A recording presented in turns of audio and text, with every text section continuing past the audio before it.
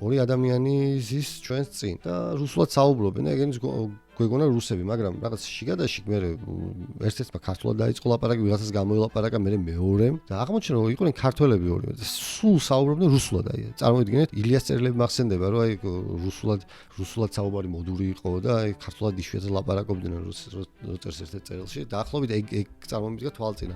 ანუ წარმოიდგინეთ, ქართველები არიან, ერთმანეთში ლაპარაკობენ და საუბრობენ რუსულად რა. აი ეგ არის ხაჭაპურისტების რაღაცა საზოგადოება თაობაო რომ ლაპარაკობენ ზუსტად ეგ იყო რა. რა ვიცი, აი ქართველია, მაგრამ აი გარუსებულია რა. აი მისთვის არის მშობლიური ენა არის რუსული რა. ეგეთი საზოგადოება არის რაღაცა საშინელება. დარწმუნებული ვარ რომ ძალიან მცირეა ეგეთი რაოდენობა ხ ბათუმში და ასე შემდეგ, მაგრამ არიან ეგეთი ადამიანებიც არიან და გული დამწყდა გაუბრაზდით ან და რა გამეკეთებინა არ ვიცოდი უბრალოდ. აი ქართველი ხარ, აი ქართული ენა გაქვს და ამწერლობა გაქვს და რუსულად ელაპარაკები მეგობარს, აი რუსულად საუბრობთ, რატო ხო?